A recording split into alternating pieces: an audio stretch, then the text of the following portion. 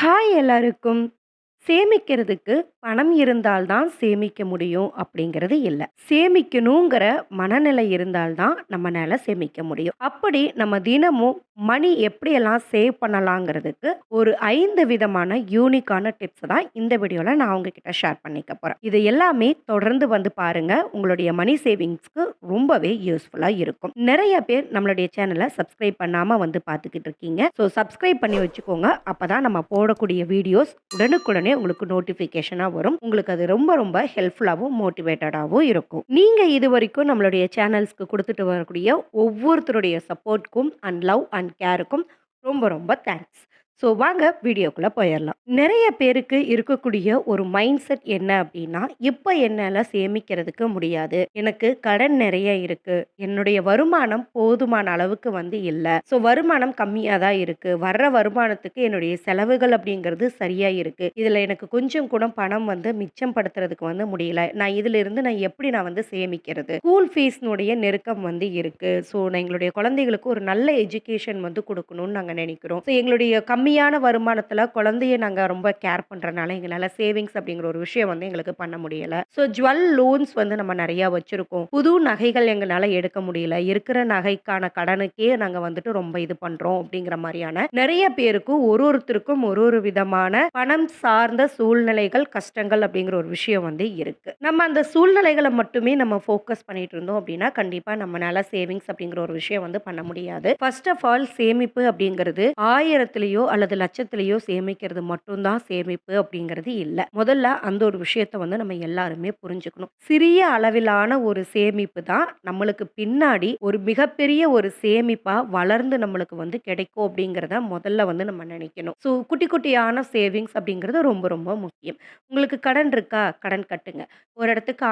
1000 வந்து நீங்க கடன் வாங்கியிருக்கீங்க. அந்த கடன திருப்பி குடுக்குறீங்க அப்படின்னா, ரூ. 10 கூட சேர்ந்து எக்ஸ்ட்ராவா எடுத்து வைங்க. ரூ. 1010 எடுங்க. 1000 கடனுக்கு குடுத்துட்டு ரூ. 10 சேமிப்புல வந்து சேர்த்துங்க. அதே மாதிரி தான் ஸ்கூல் ஃபீஸுமே. ஸ்கூல் ஃபீஸ் இப்போ ஒரு 20,000 கட்டுறீங்கன்னா, 21,000 எடுத்து வைங்க. 20,000 கட்டுங்க. இப்ப அந்த 20,000 கட்டுற அளவுக்கு நம்மனால முடியுது அப்படின்னா, கூட ஒரு ரூ. 500 ரூ. 100 சேமிக்கிறது அப்படிங்கிறது ஒரு பெரிய கஷ்டமா வந்து உங்களுக்கு தெரியாது. பட் அதுக்கான மைண்ட் செட் நம்மளுக்கு வந்து இருக்கணும். நம்மளுடைய மைண்ட்ல ஒரு பெர்ஃபெக்ட்டான இல்ல என்னால முடியும் அப்படிங்கிற ஒரு பாசிட்டிவ் தாட் இருந்தா மட்டும் தான், அந்த ரொம்ப நெகட்டிவா, ரொம்ப நெருக்கமான சூழ்நிலைகள கூட நம்மனால கடந்து வர்றதுக்கு வந்து நம்மளுக்கு முடியும்.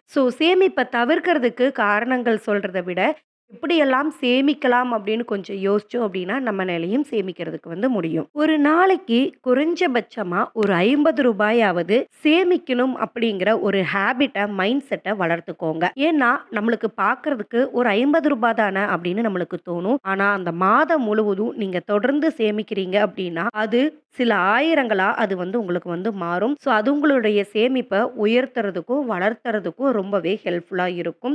சின்ன சின்ன ஹேபிட்ட நீங்க டெய்லியுமே பிராக்டிஸ் பண்ணுனீங்க அப்படின்னு சொன்னா, உங்களுடைய சேவிங் ஹேபிட் உங்களுடைய லைஃப்ல ஒன் ஆஃப் த பார்ட்டா வந்து உங்களுக்கு வந்து மாறிரும். முடிஞ்ச வரைக்கும் ஒரு 50 அப்படிங்கிறது வந்து நான் எக்ஸாம்பிள்க்காக சொன்ன அமௌண்ட் தான். நீங்க இனிஷியலா டெய்லி ஒரு ரூ. 10 சேமிக்கலாம். ரூ. 50 ரூ. 100 ரூ. 200 உங்களுடைய வருமானத்துக்கும், உங்களுடைய சேமிப்பின் ஆர்வத்துக்கும் பொறுத்து மாத்துங்க. ஆனா தொடர்ந்து சேமிக்கணும் அப்படிங்கிற ஒரு ஹேபிட்ட வளர்த்துக்கோங்க. எப்பவுமே நம்மளுடைய செலவுகளுக்கு எல்லாம் போக, மீதி இருக்கக்கூடிய மிஞ்சிய சொச்ச பணத்த சேமிக்கணும் அப்படின்னு நினைக்காதீங்க. உங்களுடைய சேலரி வந்ததுமே, உங்க ஒரு குட்டி பார்ட் ஆஃப் சேவிங் அமௌண்ட்ட எடுத்து வச்சுட்டு, மீதி இருக்கக்கூடிய பணத்துல எப்படியெல்லாம் செலவுகள சுருக்கமா செய்யலாங்கிறத வளர்த்துக்கோங்க. நம்ம ஒரு மளிகை கடைக்கோ, இல்ல வார சந்தைக்கோ போறோம் அப்படின்னா, சின்ன சின்ன மாற்றங்கள் நம்ம பண்றது மூலியமா நிச்சயமா நம்மளுக்கு சக்சஸ் அப்படிங்கிறது கிடைக்கும். இது பெர்சனலா நான் வந்து எக்ஸ்பீரியன்ஸ் பண்ணியிருக்கேன். எவ்ரி வெட்னஸ்டே நம்ம வந்துட்டு இங்க பக்கத்துல லோக்கல்ல சந்தை வந்து நம்மளுக்கு நடக்கும். காய்கறிகள் வாங்குறதுக்காக போவோம். இப்போ ஒரு எக்ஸாம்பிள்க்கு ஒரு ரூ. 500 எடுத்துட்டு போறோம் அப்படின்னா, என் மைண்ட்ல என்ன ஃபிக்ஸ் பண்ணியிருப்பேன்னா, அட்லீஸ்ட் ஒரு ரூ. 300க்குள்ளயாவது நம்ம முடிக்கணும். ரூ. 200 சேவ் பண்ணணும் அப்படின்னு. பட் இன்னைக்கு விக்கிற ரேட்டுக்கு அது பாசிபிள் ஆனா இல்ல தான். ஆனா நான் ரூ. 200 நான் ஃபோக்கஸ் பண்ணா தான் ரூ. 100 என்னால சேமிக்கிறதுக்கு வந்து முடியும்.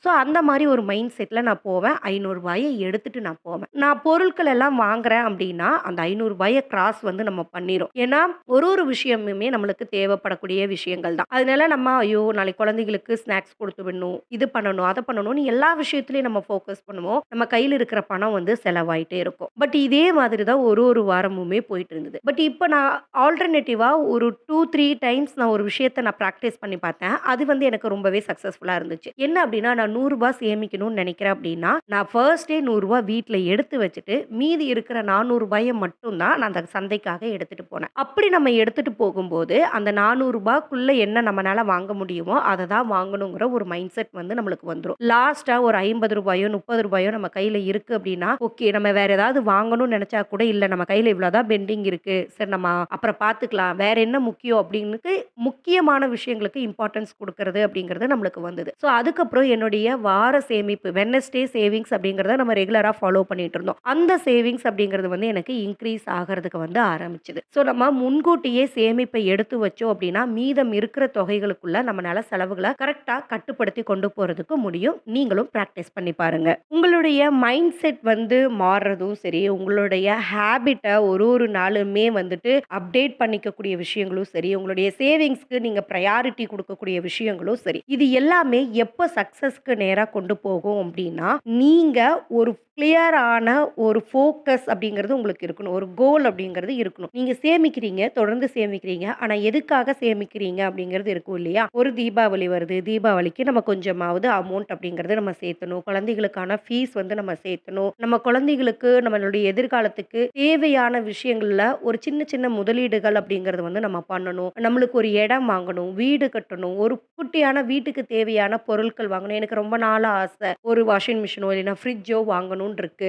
நான் இந்த மாரி மணி சேவ் பண்ணி நான் வாங்கணும்னு ஆசைப்படுறேன்னு சொல்லிட்டு ஒருத்தருக்குமே ஒரு கோல் அப்படிங்கிற ஒரு விஷயம் இருக்கணும். உங்களுடைய விருப்பங்கள சேவிங்ஸ் மூலியமா நம்ம எப்படியெல்லாம் அச்சீவ் பண்ணலாம் அப்படிங்கிறத வந்து நீங்க யோசிக்கணும். நம்மளுடைய சேனல்ல ஆல்ரெடி குழந்தைகளுடைய ஃபீஸ்க்கு எப்படியெல்லாம் மணி சேவ் பண்ணலாம் அண்ட் வரக்கூடிய தீபாவளிக்கு ஒரு 1/2 கிராம் தங்கமாவது எப்படி வாங்கலாம் அப்படின்னு சொல்லி வீடியோஸ் வந்து அப்லோட் பண்ணியிருக்கோம். அந்த வீடியோஸ்னுடைய லிங்க்க ஃபர்ஸ்ட் கமெண்ட் அண்ட் டிஸ்கிரிப்ஷன்ல குடுக்குறேன். உங்களுக்கு விருப்பம் இருந்தா உங்களுடைய ஃப்ரீ ஹார்ஸ்ல வாட்ச் பண்ணி பாருங்க. உங்களுடைய சேமிப்புக்கு இது ரொம்பவே ஹெல்ப்ஃபுல்லா இருக்கும். உங்களுடைய சேமிப்புல கன்சிஸ்டன்சி அப்படிங்கிறது ரொம்ப முக்கியம். ஒரு மிகப்பெரிய டோர ஓப்பன் பண்ணக்கூடிய ஒரு ஸ்மால் கீ அப்படிங்கிற மாதிரி தான் கன்சிஸ்டன்சி அப்படிங்கிறது. நீங்க சேமிக்கக்கூடிய தொகை சின்னதா இருந்தாலும் சரி, பெருசா இருந்தாலும் சரி, நீங்க டெய்லியும் சேவிங்ஸ் வந்து பண்ணிட்டு இருக்கிற மாரி இருந்தாலும் ஓகே. அல்லது மந்த்லி ஒன்ஸ் வந்து நீங்க சேவ் பண்ணக்கூடிய விஷயமா இருந்தாலும் சரி. அந்த சேமிப்ப தவறாம தொடர்ந்து எடுத்து வைக்கணும். அந்த சேமிப்ப நான் தொடர்ந்து செய்யணும் அப்படிங்கிறது தான் ஒரு நீண்ட காலத்துக்கான ஒரு மிகப்பெரிய தொகைய வந்து உங்களுக்கு வந்து கிரியேட் பண்ணி வந்து குடுக்கும். ஸோ நீங்க டெய்லி சேமிக்கிறீங்க அப்படின்னா, ஒரு 20 நாள் சேமிச்சுட்டு, அதுக்கப்புறம் நீங்க அத அப்படியே விட்டுட்டீங்க அப்படின்னா, ஒரு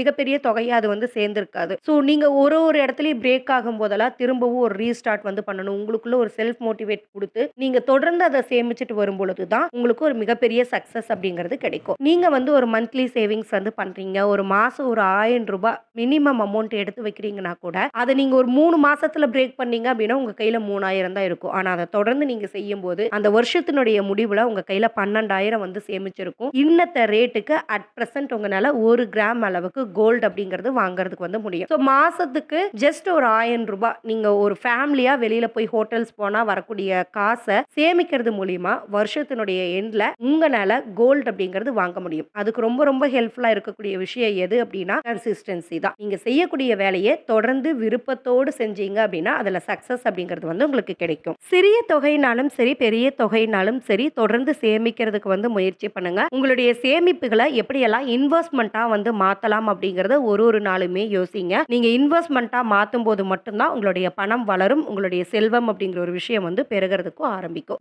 நெக்ஸ்ட் நம்மளுடைய சேனல்ல என்ன டாபிக்ல வீடியோஸ் வரணும்னு நீங்க விரும்புறீங்களோ, அந்த டாபிக்க மறக்காம கமெண்ட்ல வந்து பின் பண்ணிட்டு போங்க. ரொம்பவே யூனிக்கான டாபிக் சொல்லக்கூடிய பெஸ்ட் ஒரு 3 கமெண்ட்ட நம்ம செலக்ட் பண்ணி அவங்களுக்கு கிவ் அவே வந்து குடுக்க போறோம். சோ மறக்காம உங்களுடைய தாட்ஸையும் யூனிக்கான ஐடியாஸையும் பின் பண்ணிட்டு போங்க.